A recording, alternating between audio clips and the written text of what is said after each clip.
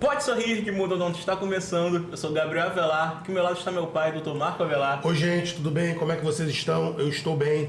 Hoje estamos aqui recebendo um ilustre amigo, Dr. Rodolfo Verbicário, um cara que eu conheço já há muitos anos. A gente está até brincando aqui antes, que ele já foi fiscal do Conselho Regional de Odontologia. Eu fui fiscalizado por ele uma vez numa empresa que eu trabalhava.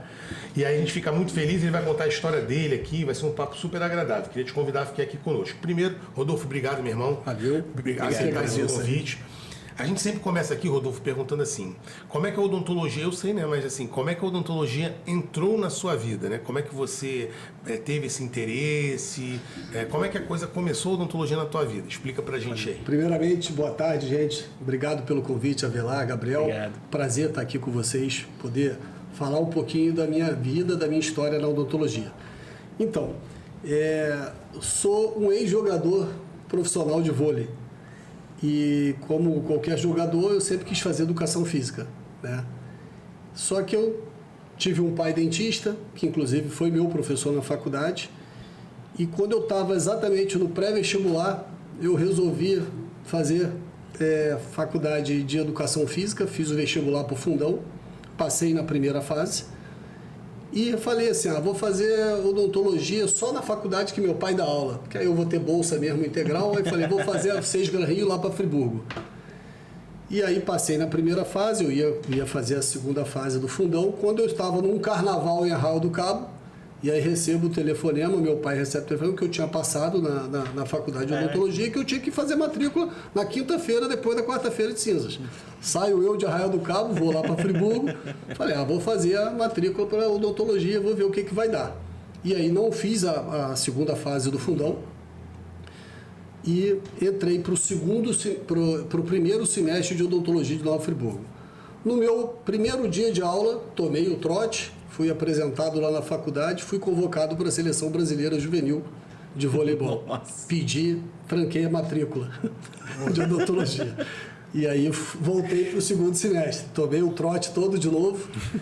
E aí fiz o primeiro período ali nas coxas. Meu time era o ABB de Niterói nessa época, e eu descia todas as terças e quintas para treinar. Aí às vezes eu faltava a sexta. Então eu realmente levei aquele período passando com toda, não fiquei em recuperação, mas passei com tudo cravado. E aí meu pai era um cara muito tranquilo, né? Meu pai falava, meu filho, você tem que optar odontologia ou voleibol. São duas profissões que não vão combinar, toda hora você está com o dedo quebrado. E assim, o primeiro período, você, Gabriel, está passando por isso, você não vê muito odontologia. Eu realmente não estava gostando muito. Mas falei, cara, eu vou dar mais uma chance para o segundo período, vou ver o que dá. Parece que era Deus ali, né? E aí eu fui para o segundo período, e aí teve um campeonato em Friburgo. Eu joguei pela minha universidade. E aí o treinador do friburguense me viu jogando e falou assim, cara, a gente está no campeonato carioca. Você daria para jogar aqui com a gente? Eu já sabia que eu não podia continuar no clube de Niterói, porque os treinos eram quase que diários. E aí eu falei, cara, dá se a gente contratar uns 3 caras, senão a gente vai fazer feio no campeonato. E aí nós contratamos 5 amigos aqui do Rio de Janeiro, um do Flamengo, um do Tijuca. Aí, resumindo a história, eu fiz toda a universidade jogando vôlei. Os treinos lá eram segunda, quarta, sexta, sábado e domingo. Os meus amigos subiam na sexta, treinavam sexta, sábado e domingo. E a gente foi tricampeão carioca jogando pelo time de Friburgo. Que legal. E aí assim eu fiz a faculdade jogando vôlei. Me formei, continuei jogando vôlei. Aí mais profissional ainda, a gente foi para o Petropolitano com um patrocínio forte da farmácia Descontão na época. Fomos campeões em cima do Flamengo, né? Foi transmitido pela Sport TV, desfilamos em corpo de bombeiro, em carro aberto. Foi um grande marco para a cidade. Depois eu fui jogar no Vasco, depois eu encerrei a carreira no Flamengo. Mas antes disso, eu tive uma proposta muito boa para ir morar na Espanha, jogar na Espanha. Todos os meus amigos foram. Um cara entrou na quadra do time, na final contra o Flamengo, e falou, eu quero esse time inteiro. Eu era o mais velho, eu tinha 28 anos, meus amigos todos 20, 21 anos. Eles foram jogar na ilha de Andorra, lá na Espanha, que jogava o Campeonato Espanhol. O time tinha acabado de ir para a primeira divisão. Só que eles, o sonho deles era que não caíssem para a segunda divisão novamente. Mas o time foi terceiro colocado do campeonato, ficando atrás só do Barcelona e do Real Madrid. E aí os 3 primeiros jogam o campeonato europeu. Então o time foi para outro patamar. Dali um foi para o Paris Voleibol, outro foi para a Turquia, um para a Itália. Todo mundo se deu bem. Eu já sabia que eu já tinha 2 cirurgias no joelho, né? Eu já jogava infiltrando, eu já jogava... Já estava noivo da minha esposa Michele, que é dentista também. Tanto que isso foi em 2002, eu casei em 2003. E aí eu continuei ainda jogando vôlei até 2005. Os 2 últimos anos com o joelho já acabado. Já joguei de líbero os 2 últimos anos. Mas parecia que tudo estava escrito. Porque se eu fosse para lá, com certeza no ano seguinte eu voltaria. Porque em 2005 eu fiz minha última cirurgia. Fiz uma segunda cirurgia no joelho, onde eu tive que encerrar realmente a carreira aos 30 anos de idade. E a minha última cirurgia no joelho foi agora em 23, que aí eu operei de novo a perna, fiz uma osteotomia, botei a perna reta, a perna estava muito arcada. Porque agora eu já não estava mais praticando, né? Então e aí eu já tinha que ter tomado essa coragem. Mas desde a época. Não posso. Se eu brincar de jogar vôlei, eu fico uma semana com o joelho inchado, porque eu não tenho menisco mais. Entendi. Então meu osso bate um no outro. Nossa. Né? Então, assim, eu acho que eu sempre falo assim, Deus sabe as coisas certas na hora certa. Assim, a minha vontade era ter ido para a Espanha, né, jogar aquela empolgação, mas eu já estava gostando muito da profissão. Aí realmente, assim... nessa época você já fazia consultório, alguma coisa? Sim. Aí, assim que eu me formei, porque eu atropelei um pouquinho aqui. Assim que eu me formei, meu pai não deixou eu trabalhar em Niterói. Eu falei, não, meu filho, você vai lá para São Gonçalo. Foi assim que eu comecei. Meu pai ficou 3 anos em Mutuá, depois montou o consultório de São Gonçalo. Eu fiquei 3 anos na Covanca, junto com 3 amigos, montamos uma clínica lá, uma clínica bem legal. Cara, eu falo que casei com aquela clínica, minha primeira casa que eu construí em Petrópolis foi com aquela clínica, meu primeiro carro foi com aquela clínica. Fiquei lá exatamente o mesmo tempo do meu pai, 3 anos, quando meu pai falou, meu filho, agora você já está melhor clinicamente, vem trabalhar perto de mim. Sim. Eu aluguei um consultório perto do meu pai, sempre tinha alguém entre a gente que eu não conseguia comprar essa sala, não conseguia. Depois de quase 15 anos eu consegui comprar a da Caixa Dental, troquei uma sala dele com a minha e comprei a outra sala dele, ficamos com 3 salas. Sim. E aí tive realizado o meu sonho, que era trabalhar com meu pai e com a minha esposa. Sim. Aí fechei o corredor da clínica, montamos um grupo de 3 salas, onde estou até hoje, há 25 anos. Meu pai ficou lá 61 anos, no mesmo local. Irmãos? Tenho 2 irmãos advogados e uma enfermeira. Ninguém exerceu a profissão. E o jogador de vôlei foi... eu que jamais pensei em realmente fazer odontologia, nunca pensei, sempre, não, você atleta. Porque tu não tinha aquela coisa meu pai dentista, nunca te influenciou. Não, cara, e meu pai nunca foi assim, não, vocês têm que fazer odontologia, como eu faço com meu filho. Eu chego pro meu filho e falo, meu filho, presta atenção, teu avô foi dentista, eu e sua mãe somos dentistas, você vai pegar isso tudo pronto. Cara, por favor, faz odontologia. Ele tá até pensando, tadinho, tem 11 anos de idade, mas assim, é uma pressão às vezes. Não, com ele também não foi pressão não, tanto que ele foi fazer veterinária antes e tal.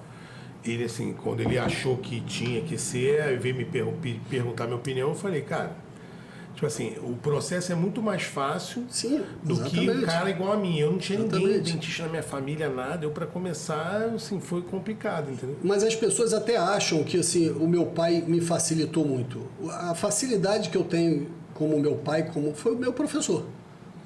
Chegava... Tu falou que foi para outros lugares atendendo. Eu fui atender em São Gonçalo com meus amigos. Aí chegava lá o paciente, a gente falava assim, não, o teu caso é complexo, eu vou fazer sua moldagem aqui, vou estudar o caso com os meus amigos. Nada, era meu pai em casa. Era todo dia no jantar, meu pai em casa, meu filho, você faz isso, faz aquilo. E esse ensinamento realmente vale ouro, né? Vale. Eu todo dia poder tirar dúvida do meu pai. E por coincidência, eu fui fazer a mesma especialidade do meu pai. Estava na ponta da minha língua. Fui fazer. Se eu pensasse financeiramente, se eu tivesse feito implante ou feito endo, eu poderia ter o prazer de complementava a clínica do meu pai. Mas não, quem foi fazer foi minha esposa. Sim. Fez endo, fez implante. Ela atendia os pacientes do meu pai. Eu não, cara. Fiz prótese dentística. Sim. Era difícil o paciente largar meu pai para fazer comigo. Aí meu pai às vezes queria me ajudar, falava assim, não, vai fazer clareamento com meu filho, aí fazer clareamento comigo. Aí meu pai tentava me incentivar ali. E essa especialidade, você fez ainda jogando vôlei? Não. Aí você esperou... Isso. Aí eu fiz, durante a minha carreira de vôlei, que foram ali 5 anos sendo jogador de vôlei e dentista, eu clinicava de manhã e à tarde era treino, todos os dias. Clinicava de manhã e à tarde. E aí eu fiz atualização de pério, atualização de prótese e atualização de dentística. E fiz uma MBA na FGV em Gestão e Saúde. Legal. Porque eu precisava entender, administrar melhor a minha clínica, foi minha primeira pós-graduação.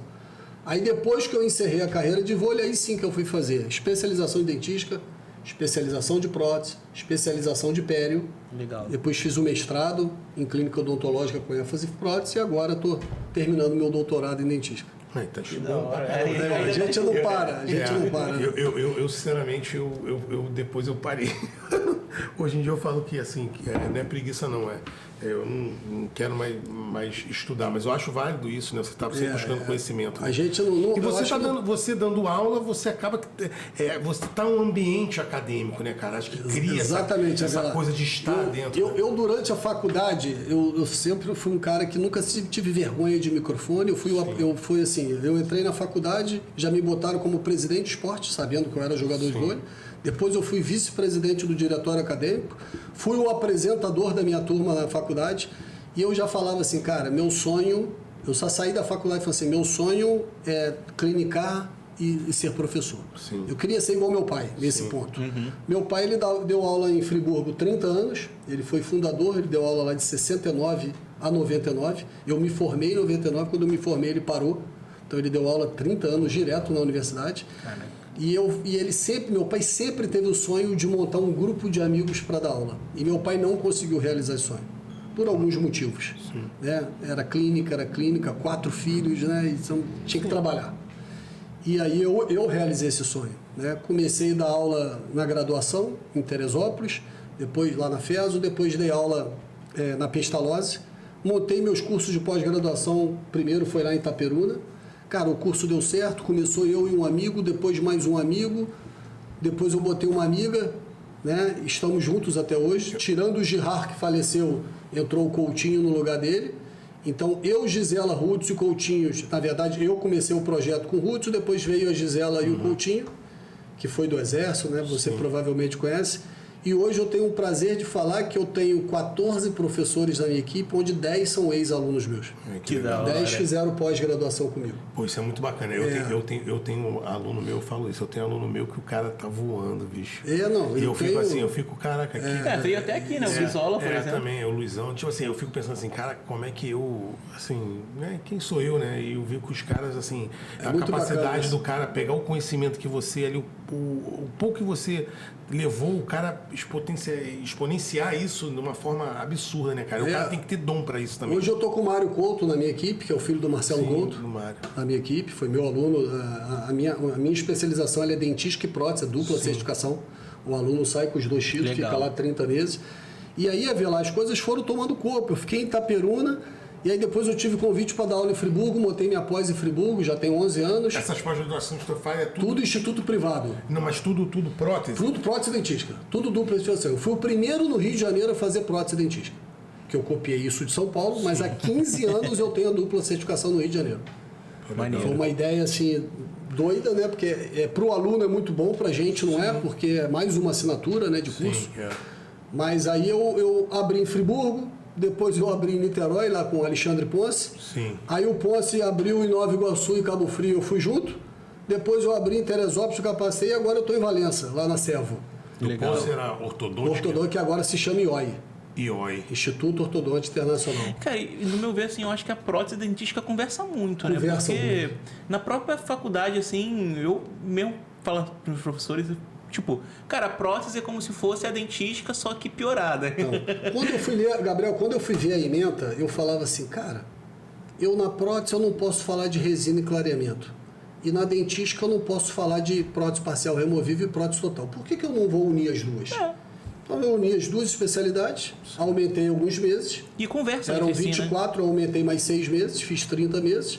São módulos mensais, então tem semana que eu tenho que estar em 3 cidades ao mesmo tempo, por isso eu tenho um grupo grande. Então aí um vai para Nova Iguaçu, o outro vai para Valença, entendeu? Você não tem necessidade de fisicamente você ter que estar lá, ou você roda esses cursos todos? Eu rodo esses cursos todos. E a Velar não tem jeito, o dono, ele quer a nossa presença, cara, não tem jeito. E hoje eu tenho uma equipe assim que eu posso falar assim, eu posso viajar de férias e eu sei que vai estar rodando bem o curso, mas eu tenho que estar. Então toda semana eu estou numa especialização. Sim. Por exemplo, só para te dar um exemplo, a de Niterói é o que eu tenho mais turma, eu tenho 8 turmas em Niterói ao mesmo tempo. Caraca. Então na primeira e na segunda semana do mês eu estou em Niterói. A terceira semana do mês é Nova Iguaçu, Teresópolis e Cabo Frio. E a quarta semana do mês é Friburgo e Valença. E aí a gente divide a equipe. Vai 3 para um lado, 4 para o outro. Sim. Entendeu? O trabalho que dá isso é a logística, o cronograma. Né? Eu falo assim que às vezes eu estou ali na manilha, eu falo, meu Deus, hoje é Cabo Frio, às vezes me dá aquele branco. E nunca errei a cidade, mas às vezes eu fico... Pegando aquele trânsito da manilha que sempre Tu nunca errou? Não, nunca errei. Caraca, eu vou te falar, eu já fiz isso várias vezes, cara. Eu saindo aqui da ilha, né? A gente está na Ilha do Governador, eu saindo da ilha, aí às vezes eu estou indo para o centro, para a Zona Sul, quando eu vejo, estou eu indo para a Baixada. Aí quando eu caio em si, eu olho o trânsito monstruoso para você voltar de Caxias para cá. Eu falo assim, meu Deus. Não, já aconteceu de eu chegar assim no instituto e os alunos estarem esperando para uma aula prática de uma coisa e eu achava que era teórica de outra. Eu falei, caramba, aí eu consertar ali na hora, né? Porque isso aí acaba que... E aí eu aprendi que a gente tem que ter agenda mesmo digital, que a cabeça ela não pode pensar isso tudo. Eu sempre fui um cara de, não, tudo na minha cabeça, e hoje... Não funciona. Eu gosto muito do papel, eu tenho minha agendinha de papel ainda. Eu também gosto. Eu gosto, cara, não adianta. Basílio deve querer te matar, né? Cara, Basílio... É porque ele também tem, assim, ele é muito tecnológico, né? A tecnologia para mim veio para me ajudar.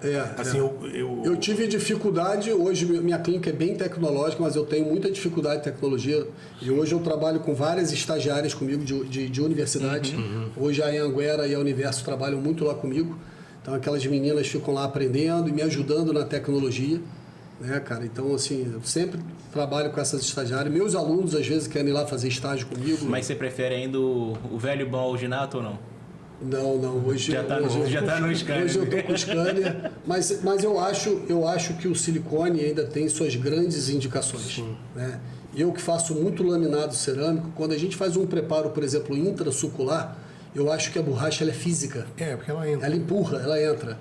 E ali, quando você vai escanear, se está em intrasucular, às vezes a gente tem alguma dificuldade no término do preparo, porque o scanner ainda não gosta de sangue e saliva. Sim. Eu acredito que isso vai mudar. A técnica do Sequito é muito disso também, né, da parte do silicone. Que ele usa aquele translúcido, que eu até vi, cara, numa jornada teve. A minha prática é mais cirúrgica, né? Assim, eu fiz prótese também, eu gosto, e durante muitos anos eu fui dentistão de clínica. Então, assim, eu trabalho com prótese dentária, entendeu? Aqui no consultório eu faço porque assim, né? Você está ali como dentista, você faz a prótese. Mas, assim, a minha praia hoje em dia é mais cirúrgica. Mas deixa eu te falar uma coisa que você trouxe esse assunto, que quero saber a tua opinião, que é muito interessante isso. Hoje, o que eu acho, assim, a tecnologia hoje está muito avançada na odontologia, muito.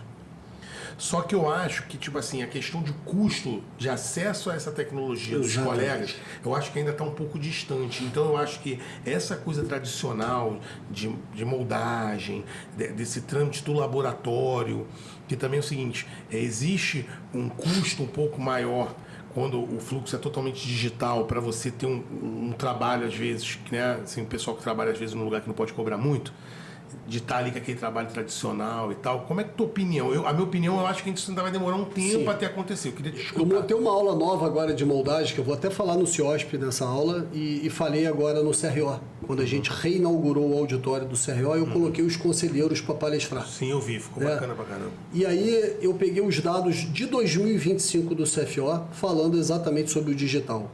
Hoje, 13% da população no Brasil tem o digital. E desses 13%, só 3% utilizam fielmente. Então, mas assim, que a população tem acesso a isso ou os dentistas têm acesso? Mesmo os dentistas que foram para o digital, eles ainda continuam usando a borracha. Entendi. Continuam usando silicone. Entendi. E aí você pergunta para todas as minhas turmas quando entram.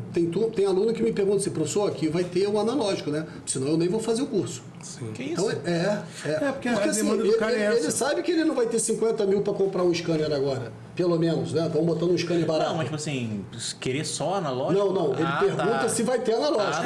Porque hoje tá uma moda de ter só digital. Ah, mas aí deixa o profissional meio defasado também, né? Exatamente. Porque imagina, então, quebra o scanner. eu acho que não é a realidade de todos. Pra você ter ideia, eu vou ver lá, eu tenho 25 anos de profissão. Eu já faço o digital há um tempo porque eu alugava o digital. Sim. Eu chamava o scan service, ia lá na minha clínica, ficava o dia inteiro lá escaneando. Dependendo de caso, né? Assim, lá no curso a gente fazia assim, depende do número de casos que você tem, para você chamar, pelo menos lá, né? Porque, assim, curso, né? A gente trabalha com um laboratório grande, né? João Emílio, RHB e tal. Aí você chamava o cara no dia, aí você já dividia aquilo tudo pro cara. Lógico, aí vale a pena. Vale a pena, mas até na clínica, se você pegar 3, 4 casos, vale a pena. E aí eu tomei uma coragem ano passado, eu e um amigo meu da UF, o professor Glauco Botelho, a gente falou, Glauco, vamos dividir aqui o scanner. Aí pegamos o Sirius, um scanner sem fio, bom pra caramba. Eu peguei meu computador, ele o dele, ele pegou as pontas dele e a minha, então nós dividimos tudo por 2. E aí eu fico 2 semanas com o scanner, entrego para ele só o scanner e ele fica 2 semanas. Então a gente falou, vamos tentar assim no início, porque a gente está adorando. Tanto ele, eu estou amando, principalmente quando eu quero fazer um antagonista, quando eu quero estudar o caso, rapidinho escaneio. O paciente olha o computador e fala, caramba, que legal, minha boca está transmitida ali. Então assim, eu falo que o digital ele é um mundo sem volta, mas ele não é a realidade de todos. Você pode muito bem começar no analógico e terminar no digital. Você faz uma boa moldagem, entrega para o seu protético e ele escaneia a sua moldagem. E aí voltou para o digital. Quer dizer, você fez analógico e voltou para o digital. Eu acho que essa técnica mista é a que mais vai ser usada nos próximos anos, na minha opinião. Uma vantagem que eu acho dessa questão do escaneamento é questão assim, para reabilitação, questão de ajuste oclusal. É assim, para mim, a coisa que eu tenho mais ódio na prótese dentária é ficar fazendo ajuste. Ajuste de oclusão. Ai, cara, às vezes, tipo assim, trabalho muito grande, você tem que ficar daqui, dali. Por isso que hoje a gente tem que usar um silicone de adição sempre. Né? Nas aulas eu falo, hoje a gente não usa silicone de condensação por causa da instabilidade, liberação de álcool etílico, são vários os motivos. Então você usa hoje uma borracha de qualidade, um silicone de adição, você tem 7 dias para vazar. Se errar, você pode vazar novamente. Aí você, quer dizer, você não precisa vazar na sua clínica, você pode deixar o seu laboratório vazar. E às vezes cobra um valor tão pequeno. Sim, faz um registro de oclusão elastomérico e não um registro em cera, porque ele vai se deformar. Dá mais o calor que a gente tem no Rio de Janeiro. Então eu acho que se o aluno seguir as normas corretas, você vai ter uma excelente moldagem. Né? Meu pai fez moldagem a vida inteira. Olha quantos trabalhos a gente tem na boca. Então, eu acho que a gente não precisa generalizar muito, entendeu, Vila? Eu acho que hoje as pessoas falam quem não tem digital não vai fazer uma moldagem. Não é assim. E eu estou te trazendo isso porque a minha percepção é porque eu, com essa coisa de terceirizar procedimento, eu atendo o pessoal no Leblon como eu vou lá para Belfort Roxo fazer. Tipo assim, eu cobro o valor para fazer a cirurgia, tu me pagar, eu vou onde me pagam, entendeu? Então, assim, eu vejo essa discrepância, entendeu? Eu vejo, às vezes, assim, uma clínica com um ótimo nível, que o cara já está num fluxo digital já avançado, e o cara ali, que você olha que o cara não vai conseguir chegar nesse patamar. Ele pode até chegar, e a gente torce, né, pelos colegas. Eu sou um cara que eu torço pelas pessoas. Às vezes, eu fico vendo, cara, excelente dentista, trabalha muito bem, tem uma moldagem bacana e tal, mas às vezes tem um laboratório que ainda tem que melhorar um pouco, ou o cara não tem acesso a alguma coisa, e que é lícito também, porque assim, é o que o paciente paga.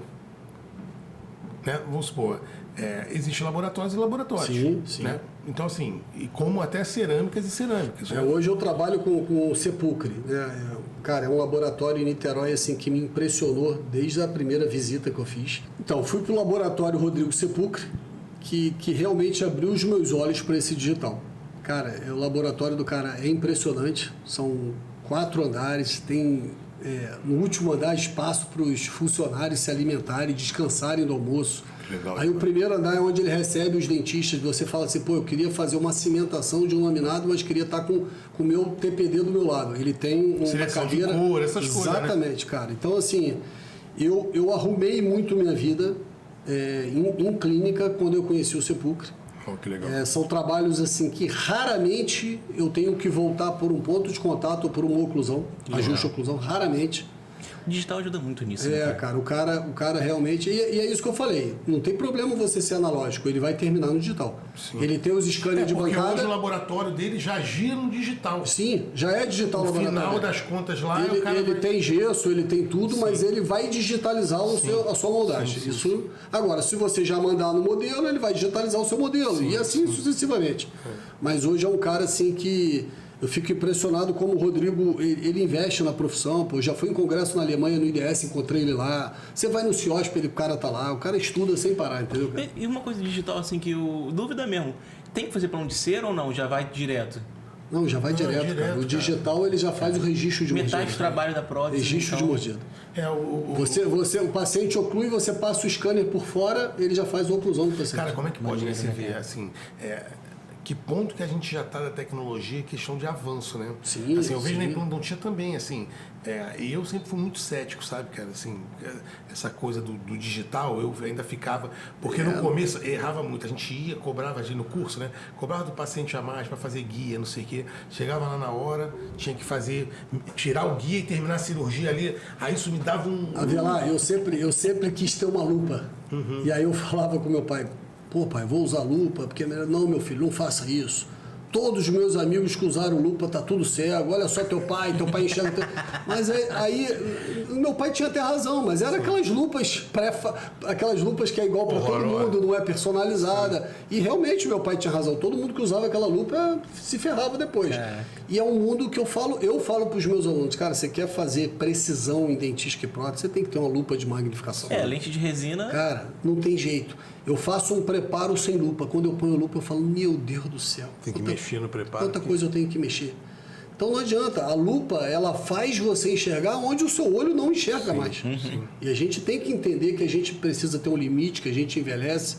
Né, agora, que as pessoas... endo também, né? Tem olha endo. A minha esposa só faz canal com microscópio. Ela não faz sem microscópio. Sim. O microscópio dela linguiça, ela ficou uma semana sem entender, cara.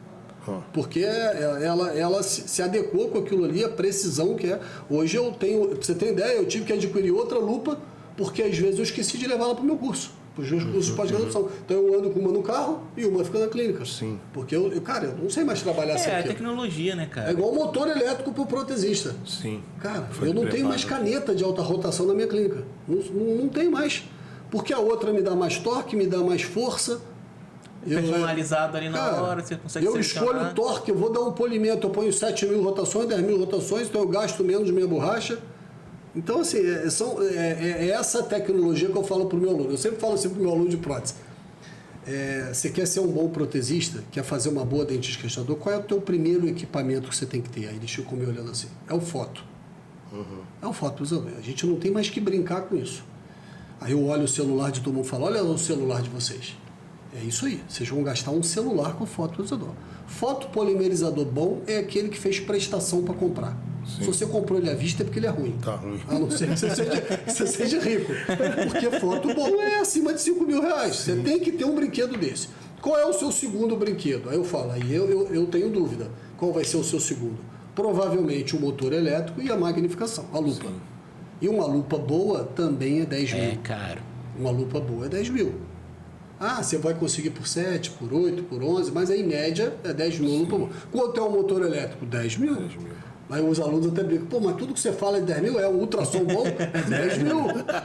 Porque hoje, por exemplo, eu faço o preparo de laminados com ultrassom. Eu removo muita percha com ultrassom. A gente acha que o ultrassom é só para fazer raspagem. Sim. Eu uso ultrassom para tudo hoje na vida. É mesmo? Eu faço meus preparos de laminado, às vezes, sem usar broca. Só o enxerto diamantado. Aí um bom ultrassom, hoje eu uso o ultrassom Health do Capelli, é um ultrassom fenomenal.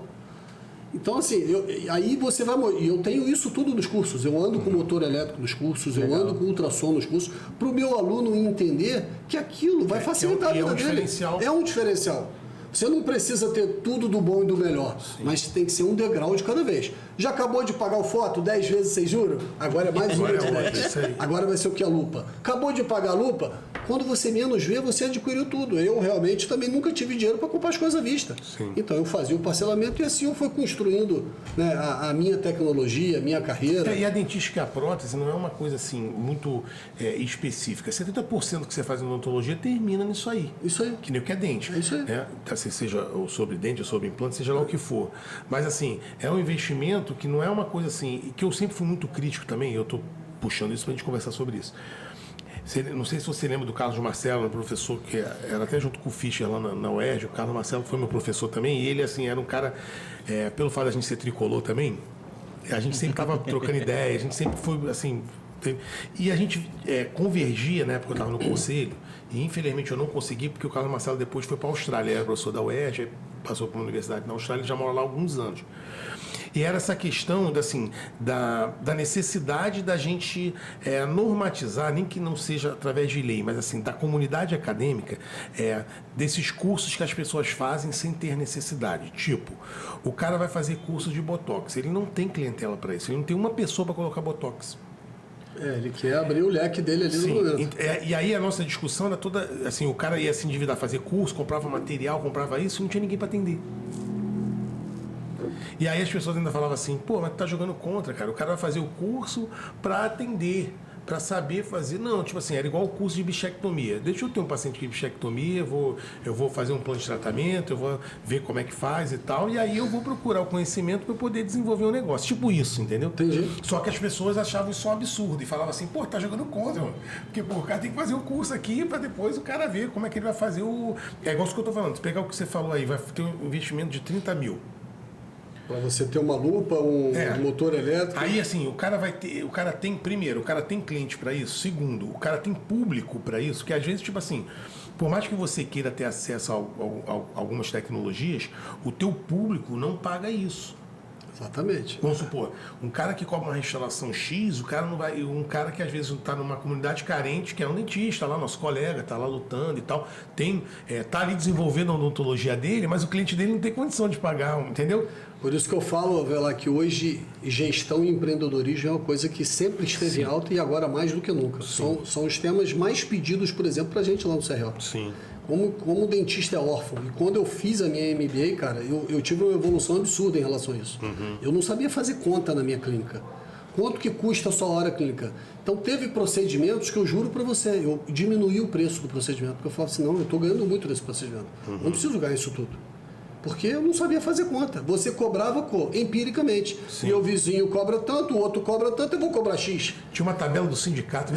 E você não pode cobrar, por exemplo, a mesma coisa que o cara cobra no Leblon. Sim. Mas a gente cobra 3 mil laminado, lá no Leblon é 6. Mas olha quanto é o IPTU do cara. Olha quanto é o condomínio do cara lá no Leblon. Sim. Então, essas contas, elas precisam ser identificadas e bem elaboradas para que você chegue à sua hora clínica de verdade. Porque tem muito dentista aí que fala assim, cara, eu trabalho e parece que eu não ganhei nada. Mas será que você está cobrando exatamente o que você precisa cobrar para você sobreviver, para você ter uma renda digna de um cirurgião dentista? Aí eles hoje estão abrindo mão e trabalhando em clínicas com diária aí.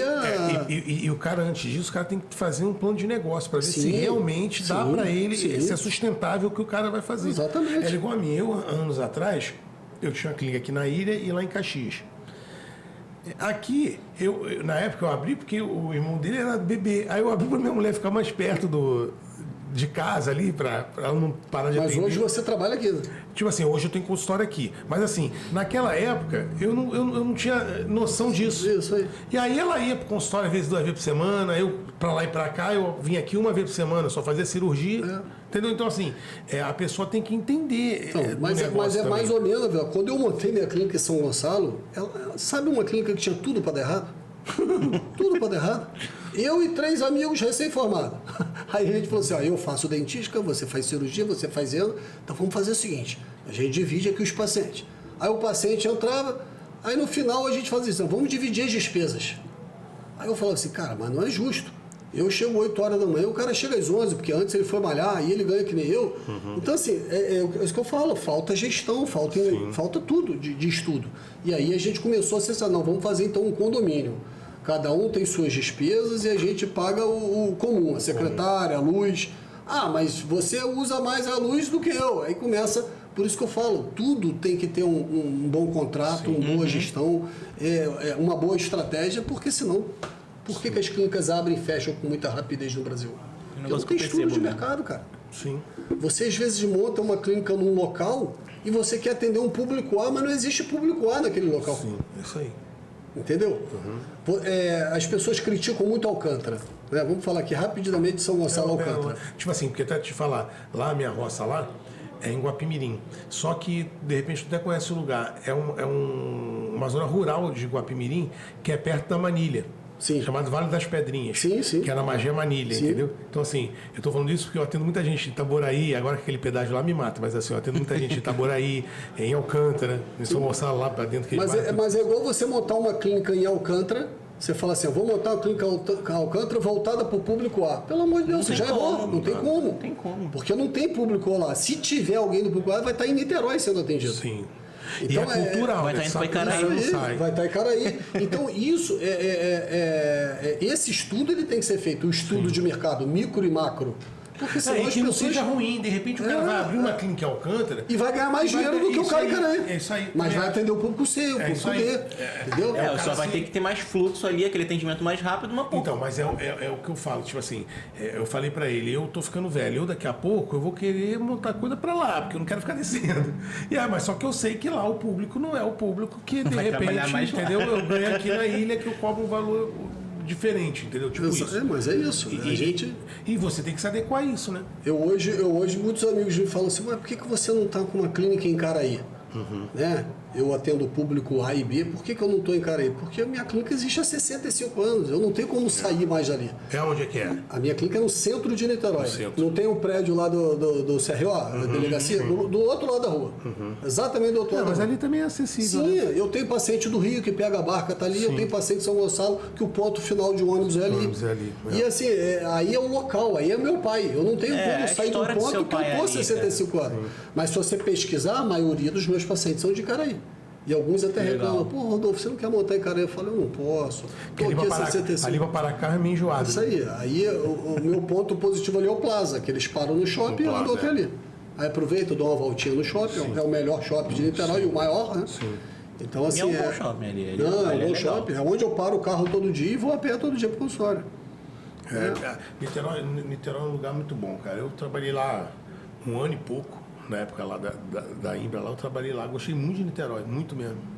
E quem morou lá, teu tio também morou lá, cara, de um tempo. Quem mora lá gosta muito de Niterói. Eu gosto de Niterói, cara. Porque eu acho que em Niterói você tem tudo de uma cidade grande e você ainda conhece mora todo lá mundo. em Niterói? Eu moro em Niterói desde que eu nasci. É todo mundo que é de Niterói não sai de lá pra nada. Mas é uma coisa engraçada. E se você parar para pensar, eu tinha tudo na vida para morar em Friburgo. Porque meu pai era de Friburgo, veio fazer a faculdade em Niterói, que era odonto e farmácia junto, né? Sim. Que era na UF. Todos os irmãos do meu pai fizeram faculdade do Rio, voltaram para Friburgo e meu pai se apaixonou por Niterói e ficou. Foi o único da família que foi em Niterói, porque a gente tinha tudo para voltar para a cidade que ele nasceu, né? que ele foi criado. Mas tu tem alguma relação com o Friburgo? Tenho, família Vernicari toda de lá, meus primos todos, né? Por isso que eu faço questão de dar aula em Friburgo, eu gosto de lá. Legal. É um lugar que assim, meu coração bate forte quando eu estou em Friburgo. Fiz faculdade lá também, né? Uma coisa que a gente ainda não abordou foi sobre fiscalização, né? Que o Rodolfo também já trabalhou como fiscal, né, cara? Então eu entrei com Bastazini, né, em 2000, Bastazini pai, em 2006, como fiscal do CEOL, eu tinha 5 anos formado, 6 anos formado. Entrei no mesmo dia que o Hidalgo, né, foi exatamente... Vamos falar até aqui ao vivo, Hidalgo, eu não vejo mais Hidalgo, ele está lá em Friburgo, Hidalgo, né? Não, Hidalgo tá em Niterói já, tá em Niterói. Pô, então vem aqui, Hidalgo, você tem que vir aqui, é o próximo a falar aqui para ver lá. Eu vou pegar teu telefone, que eu acho que eu não sei se é o mesmo. Eu tenho aqui, eu vou pegar passar. Então, vai, fala pra gente então, lá. Eu entrei exatamente no mesmo dia que o Hidalgo, ficamos amigos pra caramba, porque assim, a gente caiu de fiscalizar nos mesmos dias. Eu e o Hidalgo, nós ficávamos quinta e sexta. Legal. Então a gente saía muito pra visitar junto. Cara, foi uma experiência muito bacana. O que faz um fiscal, cara? Então, cara, ele vai fiscalizar o exercício da profissão. Né? A gente entrava na clínica, via se a clínica tinha o registro de pessoa jurídica no letreiro, que é o EPAO, via se tinha um CRO no letreiro. Às vezes a clínica fazia uma publicidade de uma pessoa jurídica e era uma pessoa física. Por exemplo, clínica... Dente Feliz. Isso aí, Dente Feliz. Ah, mas isso aqui é uma logomarca, é só nome fantasia. Não, mas é pessoa física é você, doutor tal, CRO tal. Então, esse era o nosso exercício, né? E tinha as nuances da fiscalização, que é muito comum, protético atendendo, ASB apertando o aparelho, TSB, e, cara, isso era muito comum. Eu acho que eu não Desde tinha... aquela época já tinha essa Não, eu acho que não tinha nenhum mês que a gente não parava numa delegacia. Não tinha nenhum mês. Era difícil. E eu vou falar, Vilar, que eu saí da fiscalização exatamente em março de 2015. Eu saí. E o meu filho nasceu em 2014.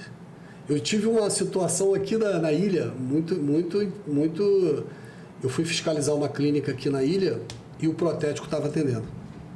E quando eu vi, eu já estava com 8 protéticos em volta. E assim, eu não ia sair daquela sala ali, bem provável.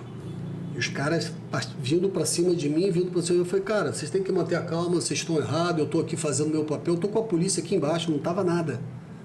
Eu só ficava assim, caramba, eu tenho que dar uma bordoada em um aqui e sair correndo, né? Porque eram 8. E aí fui levando ali na conversa, E aí, cada dia que eu chegava em casa, eu falava assim, cara, será que eu preciso disso? O risco, porque eu sempre fui muito correto, cara, muito sério. Eu falava, cara, eu acho que é muito dentista que depende do nosso trabalho. Eu não vou fingir que eu estou vendo. Sim. Eu orientava e depois eu voltava. Só que às vezes você entrava e pegava o cara atendendo. Sim. Entendeu? E o dentista achava aquilo normal. O dentista às vezes ficava chateado com você. Não, eu não posso dedurar, eu não posso fazer a denúncia. Era uma cultura de clínica popular. É, né? Se eu fizer a denúncia, eu perco o meu emprego. Entendeu? Então, assim, isso, cara. Eu vou te falar, cara, com toda sinceridade, eu entrei em cada beco que hoje eu não teria coragem de entrar. Te juro pra você. E aí, depois que meu filho nasceu, eu mudei muito, cara. Eu falei assim, eu me sinto enxugando gelo, porque não adianta, a gente vai prender o cara vai ser solto no mesmo dia. Aqui no Brasil é considerado um crime de pequeno potencial agressivo. Sim. Nos Estados Unidos nunca mais ele ia estar solto. Sim. Então aqui para a gente prender e relacionar 2 crimes, tinha que ser a falsidade ideológica, ele com o jaleco de um dentista e exercendo ilegalmente a profissão. Então assim, vai pagar uma fiança e vai sair... E você vai ver que a ASB no dia seguinte está lá atendendo. E você tem que ter um controle emocional para você desenvolver o negócio assim, assim, que às vezes são coisas tão esdrúxulas, né? Aqui a gente em off, aqui a gente estava conversando. Eu conheci o Rodolfo, e ele nem se lembrava disso. Eu era gerente de uma clínica em Niterói e ele chegou lá para fiscalizar. Aí a minha conversa com o Rodolfo, eu falei para ele assim, você queria, eu tenho que fiscalizar os auxiliares, sei que, né? Eu falei para ele, só que a clínica lá era uma clínica que ficava muito cheia.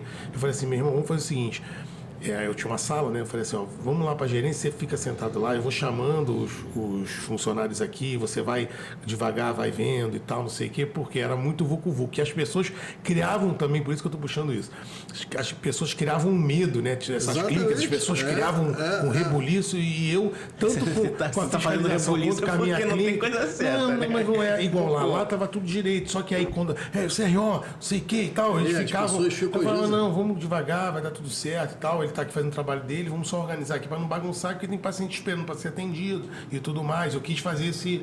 E quando você levava uma pessoa para a delegacia, você acha que você se sente bem, cara? Não sente. Claro, você fica o dia inteiro naquela delegacia, chegam os familiares lá, te ameaçam o tempo inteiro, falam um monte de besteira para você.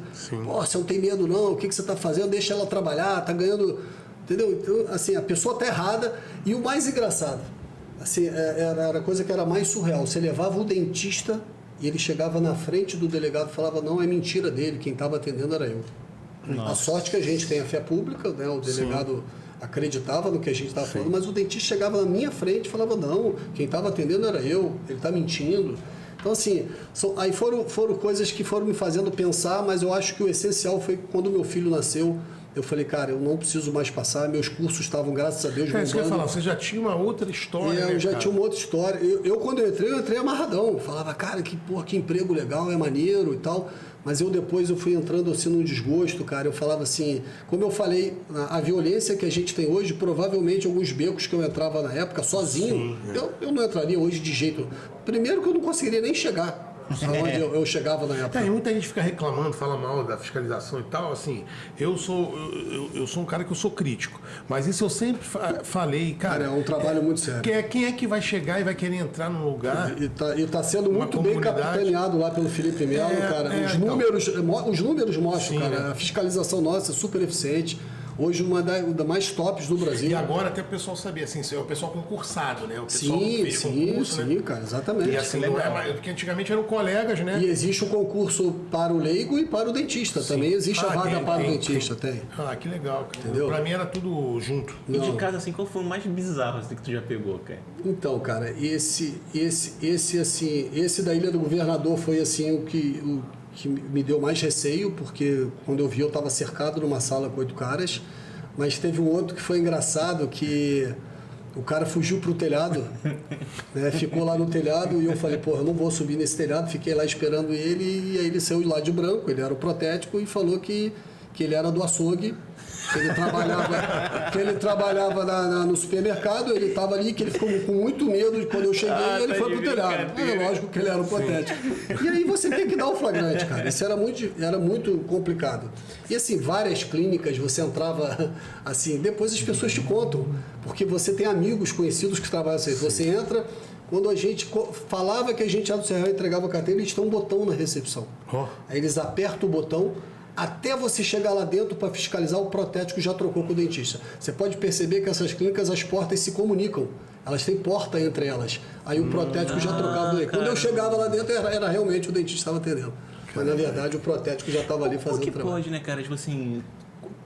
Pô, o protético conseguir estar atendendo numa boa, é porque isso daí já está sendo praticado. Não, mas há muito tempo. E sabe o que o protético ainda fala na frente do delegado? Eu estava moldando ali para ajudar o dentista, porque o dentista não sabe fazer. Ele não sabe fazer aquela moldagem. Fica uma porcaria, ainda queima o dentista. Queima o dentista. E aí o dentista, infelizmente, se sujeita. Então, o que eu acho que a gente precisa, cara? Melhor informação. Informar, eu sempre falei isso no CRO e a gente, graças a Deus, está melhorando muito nisso. Melhorar a informação e instrução, cara. Isso é um trabalho educacional. Sim. Que tem que vir das faculdades, das universidades. O cara, terminando ali os últimos períodos, fala para ele o que você pode fazer. E é um trabalho que nós já estamos fazendo há muito tempo. Uhum. Há muito tempo nós estamos fazendo um trabalho, que essa comissão é até do Marcelo Couto, e a gente coloca o chefe do jurídico para ir lá falar, o Daniel, o Lucas, o pessoal da comissão de ética. A gente dá várias palestras nas universidades exatamente para instruir o recém-formado o que ele quer fazer para a vida dele profissional. Para entender o que ele pode, porque as pessoas, lá, confundem até hoje o que é o CRO, o que é sindicato, o que é vigilância. O pessoal não sabe. Mas por que você não fecha aquela clínica? Mas a gente não pode fechar, a clínica tem um alvará. A clínica tem dentista lá dentro trabalhando. Eles acham que a gente pode ir lá e fechar uma clínica. Não, aí você vai lá e fala com a vigilância. Ah, mas meu salário lá tá ruim. Não, aí você fala com o sindicato para brigar por você. Você fala com o Ministério Público, não é com a gente. Então as pessoas confundem muitos órgãos.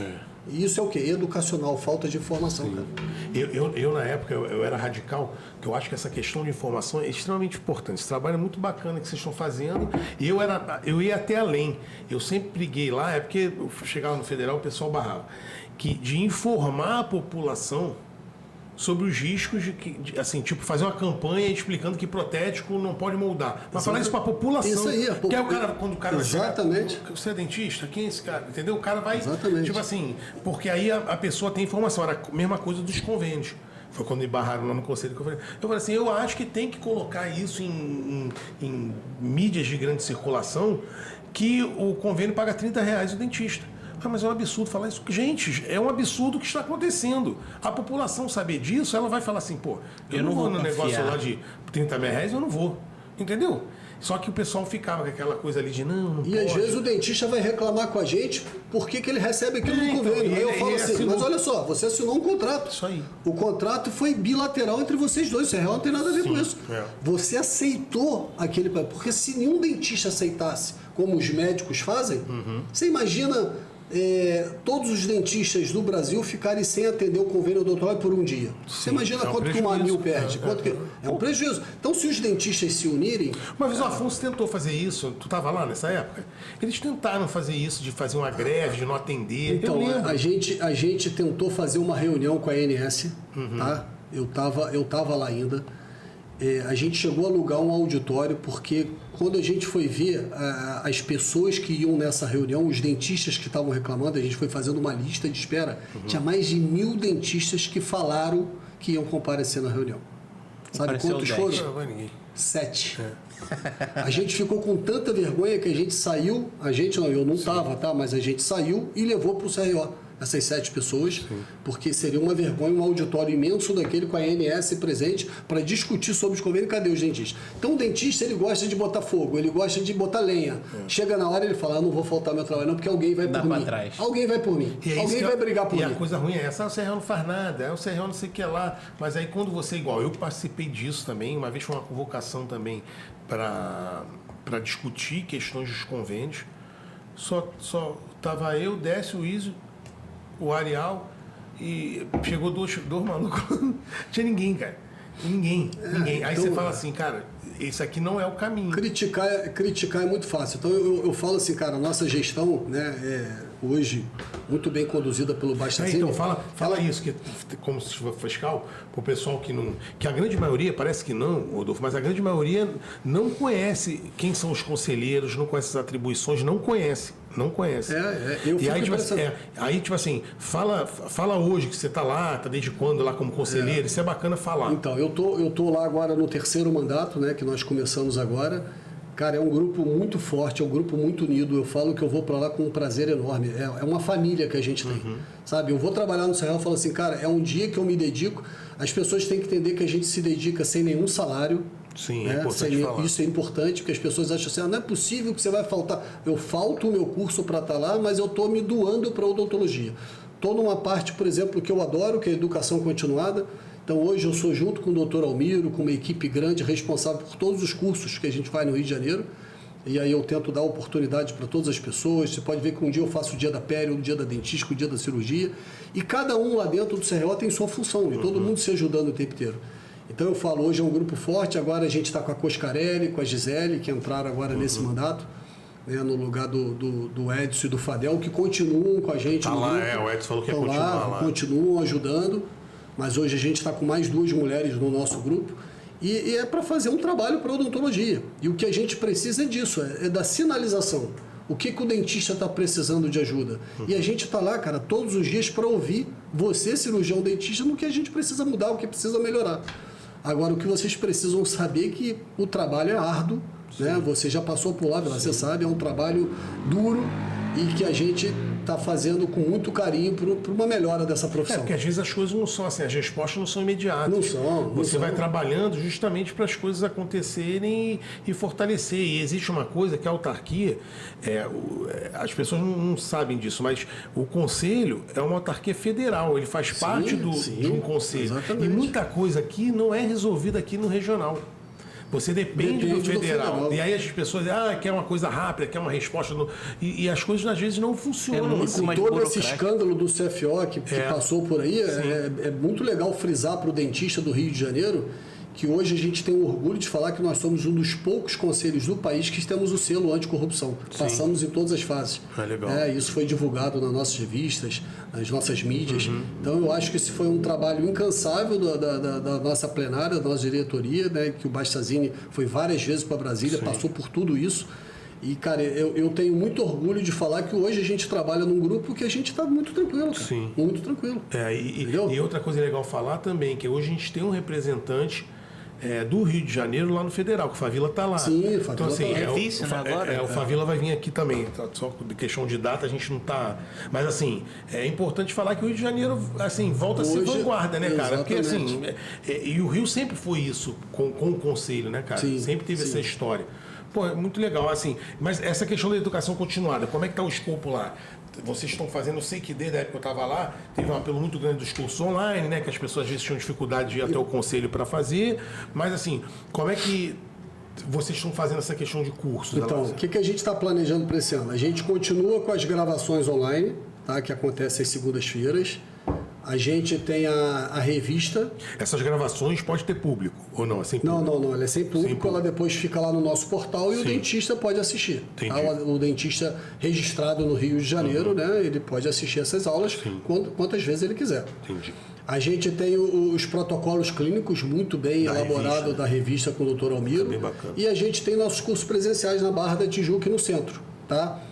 Como que a gente tenta fazer esse curso? Eu tento colocar ele por especialidade, provavelmente em março vai ser o dia da periodontia, eu já estou até conversando com o Ficha, aí eu faço um dia da bucomaxilo, um dia da implantodontia, um dia da harmonização orofacial, um dia da estética, e estamos fazendo também mesas redondas. A gente vai voltar forte esse ano com as mesas redondas, onde a gente põe vários grupos de professores debatendo um determinado assunto junto com o público. Pô, legal. Tá? Isso deu um coro legal ano passado e que a gente vai continuar esse ano. E é difícil, cara. É um trabalho assim, porque você tem muita gente boa para chamar no Rio de Janeiro, você precisa dar oportunidade para pessoas novas, né? E o público, cara, ele precisa de um curso também gratuito, né? Ele vai lá no CRO gratuitamente, não paga nada, e vai poder se reciclar. E hoje em né? dia a gente tem uma gama tão grande de mestres e doutores, né, que são formados aí, e os caras que têm acesso à ciência, assim, às vezes pulsando ali, e o cara às vezes não tem aonde. Não tem acesso. Às vezes o cara não tem grana para fazer uma especialização, vai lá no CRO. A gente vê que tem público lá bacana, que todo mês a gente vê aquelas pessoas sempre. Sim. Existe uns dentistas lá, pelo menos um grupo de 20, cara, que todo mês eles estão lá assistindo. E eles falam assim, gente, como que eu aprendo aqui? Porque vocês só trazem fera pra cá. Realmente, a gente traz, cara. E essa galera aí uma hora vai se destacar, cara. Porque tá buscando conhecimento dessa forma. Pô, no dia do dentista, cara, a gente teve o prazer de trazer a Deise Amaral, que falou de empreendedorismo, e trouxemos o Sato Zapata. Autores de livro, palestrantes internacionais, caras super famosos no mundo inteiro. Os caras falaram. Ano passado trouxemos o Calixto, no outro ano trouxemos o Irata, o Sidney Quina. Então a gente traz pessoas de nome de fora também e sempre gente do Rio de Janeiro. Que eu acho que a gente tem que valorizar o nosso profissional aqui também. E me diz uma coisa, Rodolfo, como é que essa questão, a gente sabe que tem os Meyerhoff e tal, a intenção ali do conselho é criar uma estrutura como se fosse de congressos, que é assim, a gente não tem, quando o CIORG acabou, a gente ficou assim, sem ter um evento muito grande. Hoje em dia você tem eventos menores aí que fazem esse papel, né? Fala um pouco dos Meyerhoff e do que você acha dessa questão dos congressos e tal, aqui no Rio de Janeiro, que infelizmente... Na verdade, Avelar, nenhum desses congressos tem nenhum vínculo com o CRO. São congressos completamente independentes, que têm o apoio do CRO, porque eu acho que é importante o CRO estar em todos os eventos. Isso aí, valorização da profissão. Como eu vou agora no Cruzeiro da Liana, cara, que é da Liana Pinheiro, presidente da Academia Brasileira, ela fez um congresso dentro do navio, já está indo para a sua 3ª edição. É um congresso espetacular. Eu fui nas 2 edições e fui convidado para palestrar de novo, então estou indo agora em março, cara. É uma experiência assim que eu nunca passei na minha vida. Você está lá brincando, você com a sua família, e você está lá fazendo um network absurdo, e durante 2, 3 dias você fica realmente estudando com palestrantes do Brasil inteiro, não é só do Rio de Janeiro. Temos também o Conespo, do Piragibe, outro congresso grande do Rio de Janeiro. Temos o Odonto Niterói. Cara, então nós temos vários congressos aqui no Rio de Janeiro, independentes, e que acabam tendo o apoio do CRO. Antigamente o CIORG era um evento da ABO, né? Sim, mas assim, era um evento maior, né? Que acho que aglutinava. Hoje a coisa está mais setorizada. Hoje está mais setorizada. Tem um monte de congresso de ROF. E qual foi a nossa ideia?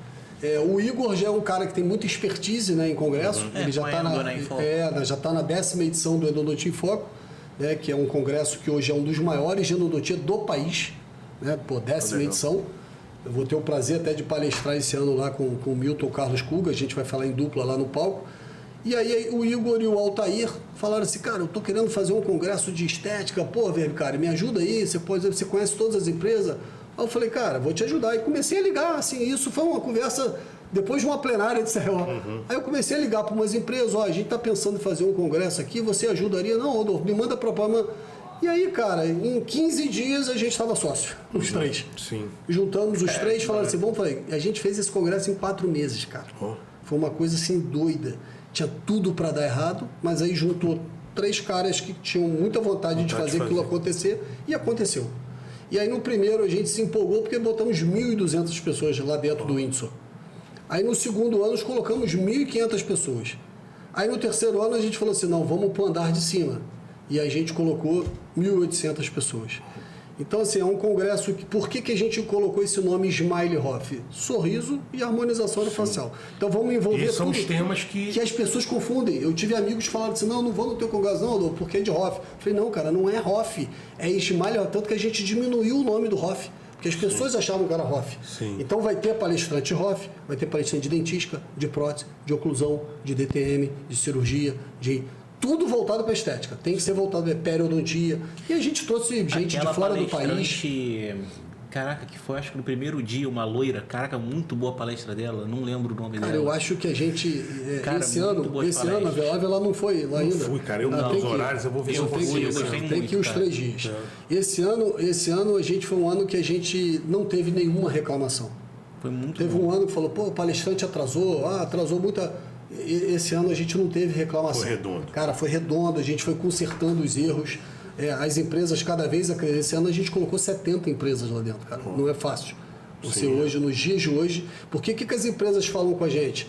A gente quer participar do Smile Hoff, mas a gente tem congresso no Brasil inteiro. É muito congresso no Brasil. Sim. E elas têm um budget separado para aqueles eventos. Aquilo. Aí elas começam a escolher. No Rio eu só vou participar desse, porque em São Paulo é esse, em Minas é esse. E aí começa a cada vez ficar. Então, hoje é muito difícil você colocar 10, 15, 20 mil pessoas no evento. Sim. Entendeu? Aí é um CIOSP, esses grandes, o CIOSE em Fortaleza, são eventos assim, porque tá difícil, cara. Aí tipo assim, eu pensava nisso também. Eu acho que foi uma coisa mesmo da indústria mesmo e da classe de entender que a coisa menor... Eu falo isso porque na época da implantodontia, os congressos, assim, tudo bem, CIOSP e tal, tinha aquela coisa comercial das grandes empresas de implante e tal, mas cientificamente, geralmente foi uma coisa do IN, da Brota, uma coisa mais... Uma coisa menor que atendia cientificamente a galera. O que a gente está ficando muito feliz é o feedback desses professores. Você não vai acreditar, mas esse ano eu tive professores famosos me ligando, falando assim, pô, quando é que eu vou palestrar no Smile Hoff? Eu quero palestrar. Legal. O congresso está sendo falado no Brasil inteiro. Maneiro. Porque eles falam, cara, 3 caras privados que se juntaram e fizeram um baita de congresso. E que não é fácil, tá? Cara, não é fácil. Eu vou te falar nisso que... Tipo, e tem gente que não acredita, Velabi, pergunta se eu tenho empresa por trás fazendo comigo. Não, cara. É eu no telefone. São 10 meses de trabalho. Eu, Altair, o Igor fica responsável por toda a parte operacional. Ele é danado, cara. O Igor é muito organizado. O stand aqui é desse cara, stand aqui, contrato, manda contrato, assina contrato. Ele é o responsável. E eu, Altair, por chamar as empresas dos professores. Sim. Só que você, às vezes, quer chamar um professor, mas aquele professor não fala pelaquela empresa que não quer estar no evento. Aí a empresa quer estar no evento, mas não quer pagar o professor. Sim. Cara, então, é uma logística. São 10 meses de trabalho. Eu falo que o congresso acontece em agosto, eu descanso setembro e outubro. Novembro começa tudo. Aí é novembro até o dia do congresso. Eu sei que é muito trabalhoso, porque isso há muitos anos atrás, 2012, sei lá, eu tinha junto com o Maurício Moreira, do Peroxidin, a gente tinha um núcleo de estudo em reabilitação, implantodontia e tal, e a gente fazia algumas palestras. Foi assim que eu ia lá no conselho, às vezes lá com o Afonso, lá na Barra, e aí eu fazia esses encontros, mas eu não vinculava nada a associação nenhuma. A gente já fez em hotel, a gente fez num auditório de um prédio, na Tijuca, a gente via um espaço e fazia, chamava uma galera e o pessoal ia. E aí, nessa época, eu cismei que eu queria fazer um congresso de implantodontia. Aí eu fui lá na época conversar com o Dr. Paulo Murilo, lá na BO, que eu queria fazer lá. Aí eu comecei e tal, mas só que era assim, era tanta informação e tanta coisa para fazer que eu falei, cara, o negócio não é simples para fazer. Não, é muito complexo. Assim, eu sei o que você está falando, porque eu já tentei fazer. Eu fui, até avancei bem, entendeu? Só que assim, chegou uma hora que era justamente isso, contrato e não sei o quê. E quando chega uma hora que você tem que pagar o hotel, que você paga antecipado, e as empresas ainda não deram dinheiro. Aí você solta o seu dinheiro e fala assim, caramba, tem que entrar, porque eu estou soltando o meu. É isso aí. E aí, cara, é acreditar, entendeu? Então o primeiro foi muito difícil, o primeiro assim, a gente, cara, foi ali na coragem, porque assim, hoje a gente trabalha com 1 ano de antecedência, no outro a gente trabalhou com 4 meses. Uma coisa, cara, foi muito pouco tempo. E muitas empresas falaram assim, cara, eu tô entrando porque eu acredito em você, tá? Sim. Porque, cara, o budget tem que ser pedido 1 ano antes. Eu tô indo. Até para entrar no balancete da empresa, da parte de marketing e tal. Sabe? 1 ano antes os caras já podiam. E o nome... Era isso que os caras falavam para mim. Isso aí. Fala, pô, cara, assim... E aí o nome com o Altair já tinha no mercado, né? Como ex-presidente. O próprio Igor, pô, o cara já faz congresso há tantos anos. Então as pessoas falam, não, eu vou acreditar nesses 3 aí. né? E sempre com o apoio das esposas por trás. Minha esposa é incansável também me ajudando, a Rebeca, a esposa do Igor.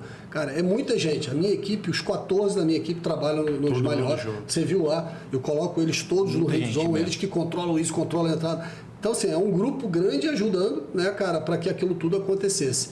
E hoje, assim, graças a Deus, virou uma referência no Rio de Janeiro de congresso. Geralmente é que mês? Tem um mês certo? Não? Agosto. Sempre em agosto.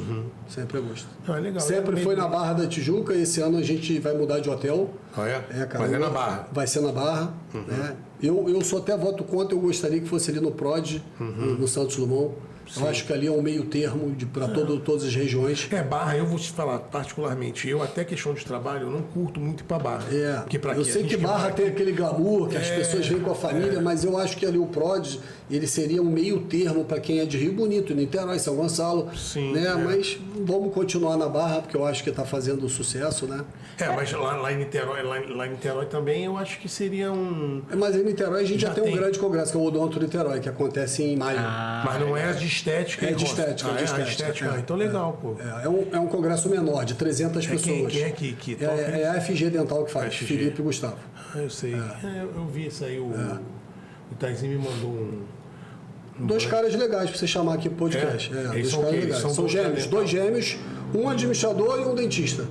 Esse estudou comigo, na minha turma. São iguaizinhos os dois. É mesmo? Acho legal a experiência de congresso. Vai anotando aí no final para pegar o Hidalgo, o telefone do Hidalgo e o telefone do Gêmeo. Pra gente fazer. Porque assim, eu sinto muito assim, da gente não ter muito acesso à informação, cara. Aqui, eu sempre falo isso. O conselho, eu estou te falando eu que fiquei esse tempo afastado. Eu achava que a penetração do conselho dentro da classe era maior. Estou falando assim de conhecimentos, das pessoas terem acesso ao que está sendo comunicado, entendeu? E não é assim.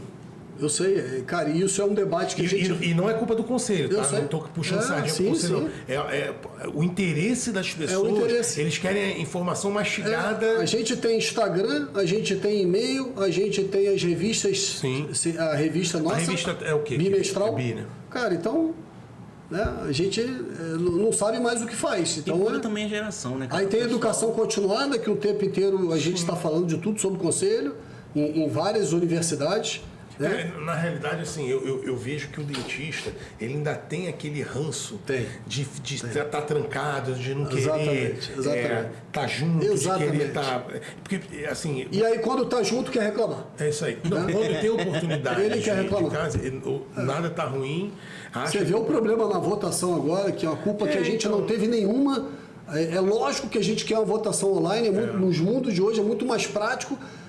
Por questões de problemas com o CFO, a votação teve que ser em todo o Brasil de forma presencial e foi uma reclamação danada. Mas não foi culpa nossa. A gente não tinha como... E o Bastazini foi muito feliz em tirar a multa, né, e tal, porque sabe que a culpa não foi nossa. Eu calhou de ser sexta-feira, eu estar aqui na ilha, aí eu fui com a minha esposa ali no fundão rapidinho na faculdade, a gente votou e voltou pro consultório. Então, assim... Mas assim, às vezes para a pessoa, para se deslocar, e não tinha essa cultura. Online desde quando? 2016? 2016 já foi... Começo de 17, já foi online. Então estava esse período todo, o pessoal já acostumado a votar online. Isso aí. Aí o cara teve que voltar, ter cédula e tal. Não, foi complicado, cara. Essa eleição foi complicada por esse motivo, entendeu? E outra coisa que me chamou a atenção nessa questão da eleição foi justamente o número de nulo e branco dos caras, tipo, meio revoltados. Mas eles foram revoltados. Hoje a gente tem uma consciência que eles foram revoltados exatamente com a situação de ter ido lá votar. Não, então é isso. E não com a chapa. Não é Porque eu acho que eles estão tão tranquilos que em relação à chapa, porque a gente não teve uma oposição.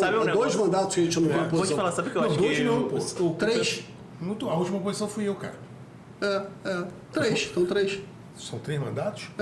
São 2 anos, 3 mandatos. Você vê, não tem oposição, e eu, mais uma vez a gente vai falar aqui, mérito, eu sempre falo isso, muito mérito do Bastazini Filho, cara.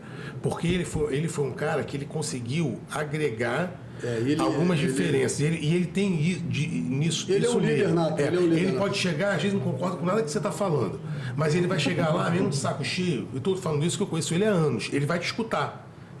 Tu vai lá com uma demanda. Sim, ele vai te escutar. E vou te falar que ele escuta todo dentista que vai lá. Ele recebe os dentistas que vão lá, cara. E ele conseguiu aglutinar, porque, na realidade, a oposição que existia era para questão de direção. A minha oposição, na época, era uma questão de direção do que acontecia. Vou fazer você da educação continuada. O que eu achava na época, acho que não é isso mais, mas eu na época, o que eu achava? Eu achava que o conselho não tinha que ter o papel principal da educação continuada. Na minha visão naquela época, eu achava que o conselho tinha que ser um apoiador para a ciência estar sendo divulgada dentro da academia e das associações de classe. Era a minha visão. Não pegar o protagonismo. Entendi. Era isso. Só que as pessoas interpretavam mal. E, lógico, políticos, os caras falavam assim, não, o Avelar não gosta de professor e tá jogando contra, não sei o que, não era isso. Eu achava que isso tinha que ficar dentro da academia. Era uma percepção minha, que tudo que poderia acontecer dentro das universidades, ou da ABO, seja lá o que for, entendeu? Hoje em dia eu vejo que não, que tipo assim, que as pessoas, aquela instituição, ela não conseguiu aglutinar o que o conselho conseguiu, exatamente. Entendeu? Então assim, hoje o conselho virou um elo de ligação para todo mundo. Mudou. É isso que eu estou falando. Só que as pessoas têm a oposição por ser oposição, entendeu? Não é porque você, eu não acho isso legal. Porque você pode, às vezes, estar numa administração que você não vai concordar 100%. Sim. Às vezes tem coisa que está lá que você, isso aqui, se fosse... Pô, mas eu vou falar, sabe o que eu acho que o pessoal votou em nulo também e em branco? Pô, imagina a raiva de você ter que votar no lugar presencial pra votar no negócio que só tem uma. E aí, às vezes, o pessoal falava assim, mas pra que eu vim votar só seu chapa? Aí a gente explicava, o pessoal da mesa. Não, você não tem só uma chapa, você tem uma chapa, mas você tem um voto branco e voto nulo. E você tem o direito de votar. Sim. Por isso que você pode votar branco e nulo. Né? E a chapa realmente só tem uma, mas só tem uma porque ninguém quis vir. Mas também assim, eu não sei das últimas vezes que não teve chapa, mas eu acredito que deve também ter tido um número grande de nulo. Cara, sempre tem uma porcentagem que é quase que unânime, é impressionante. Porque o cara acho que você já começa a eleição, você tem ali 20% que ele já é oposição, por naturalidade. Sempre. Pode vir quem for que ele já é oposição. Né? Não, e você vê que os números do conselho sempre foi muito assim, amarrados. Você vê, na eleição lá de 2014, que foi do Bastazini Pai com o Afonso, ficou muito, segundo turno, ficou muito ali, voto a voto, muito próximo. Na eleição que eu vim candidato também, a situação fez, eu não lembro os valores, mas acho que fez 7 mil, eu fiz 4 mil e o Segueto 2.800 e pouco. Se não tivesse tido duas chapas, tinha tido segundo turno. Ia acirrar mais o negócio, entendeu? Então, assim, você vê que é uma coisa. Tem gente que gosta, que apoia o que está sendo feito, e tem gente que não apoia, que hoje anula o voto. Mas, tipo assim, eu ainda acredito que assim, o trabalho que não estou desmerecendo vocês, conselheiros, não, tá? Vocês são lá. É um grupo. Mas, tipo assim, eu acho que é inerente dele essa situação de resolver conflito. Pô, tem uma insatisfação aqui. Taizinho tem isso, mano. Ele vai, vem cá, meu irmão, vamos ver isso aqui. Mas isso veio do pai, né, cara? Eu acho que o Bastazini Pai, ele foi um grande agregador. O Bastazini Pai, ele conseguiu unir numa época que ninguém acreditava, as ABOs, CRO e sindicatos. Sim, ele conseguiu fazer uma união. Sim. E eu acho que o Bastazini Filho, ele é um líder nato mesmo, né? Ele é um cara que sabe a hora certa de falar as coisas, escuta as pessoas. E qualquer um que vai lá, cara, falar com ele, ele recebe a pessoa. Mas ele sempre fez isso, sabia? Na época isso é legal. Ele participava lá da direção com a gente, mas ele não tinha assim, um cargo específico disso. Ele já fazia esse papel de escutar, de trocar ideia, de bater papo. Já estava fazendo um treinamento para assumir. Tipo assim, e isso é importante porque quando você não tem que desprender a sua força para ficar brigando, para ficar, entendeu? E não é o objetivo, né? Eu acho que a gente e a coisa funciona trabalho. melhor, porque aí o cara pode desprender a energia dele para fazer outras coisas. E uma coisa, Velar, que a gente precisa entender, as pessoas às vezes falam assim, não, o cara tá lá no Senhor, cara, todo mundo que tá lá tem seu consultório, todo mundo que tá lá tem sua vida de fora. Não vive daquilo. Porra, eu sou professor, eu tenho 15 cursos, eu tô lá me doando, até quando eu achar que eu tenho capacidade para isso, né, cara? Porque a vida, todo ciclo tem seu início, meio e fim. Né? E eu acho que é isso que as pessoas precisam entender. Né? E o que é bacana falar, assim, e você faz parte disso, que tá lá para valorizar a profissão. Exatamente. Quando eu ia lá, eu falava assim, cara, eu quero uma profissão melhor para mim. Quando eu quis me meter nisso, o que tinha no meu coração era isso. Por isso que eu brigava tanto. Porque assim, eu falava assim, cara, eu quero que melhore as condições para mim. Porque eu era assim, eu era o dentistão de sentar, eu tinha lá um negócio do Tribunal de Justiça que eu sempre fiz perícia, eu queria que melhorasse. Lá no curso eu dava aula para meus alunos, eu queria que melhorasse as coisas, que fosse melhor pra gente, né? Só que assim, às vezes as coisas não saem do jeito que a gente quer, porque não depende do regional. Não depende, cara. Não depende. E isso é bom deixar claro isso. Porque às vezes, mesmo eu na oposição, o pessoal começava na internet, não sei o que lá. Eu falei, gente, esquece isso aqui não pode ser resolvido no CRO. E assim, você olhando o CRO, assim, a estrutura do CRO, é uma coisa mais cartorial. Essa coisa que faz educação continuada, isso não é obrigação do conselho, que vocês fazem, tipo assim, para valorizar a classe, para ser uma coisa melhor, entendeu? Quantas coisas se fazem? Porque se a gente fala, se a gente tem um auditório aqui, a gente tem um know-how de ser professor e conhecer todo mundo, por que a gente não vamos utilizar isso? Vamos utilizar isso, pô. É isso aí. É esse o objetivo, exatamente. Pô, Rodolfo, quero te agradecer. Eu já vou deixar aqui primeiro do Hidalgo, do rapaz lá da F. Hoje eu passo o telefone dele aqui. E se você quiser também do Sepulcre, que eu acho legal, para falar um pouco aqui de laboratório. A gente trouxe, eu trouxe um. O Danilo um conhece? Que faz o carga Danilo imediata. que trabalha comigo, que eu faço muita carga imediata, e ele faz protocolo em carga imediata em 6 horas e tal. Ele solda. É legal, assim. Ele vê aqui a experiência dele, pode vir também, porque aqui também não é só dentista. O Mamed veio também, né? Pô, o Robson. Isso. Pô. Então, vamos chamar também. E quero te deixar um convite seguinte: a gente está fazendo aqui algumas resenhas. Se você quiser, de repente, trazer um assunto, ou você, pô, Marco, eu trabalho aqui muito com X coisa aqui dentro da prótese, e tem um cara que acha que não é aquilo, pra gente fazer tipo uma resenha, pra gente conversar, você já tá convidado, já tá em casa. Tá bom? Obrigado. Obrigado, tá, meu irmão? Obrigado, é um prazer falar aqui pra vocês. O prazer foi nosso. Gente, Um abraço, olha só. galera. Gabriel vai dar o recado aí pra vocês. Deixa o like aqui no vídeo, se inscreve no canal, ativa o sininho para receber mais episódios como esse e os cortes também. E é isso, galera. Valeu! Valeu, gente!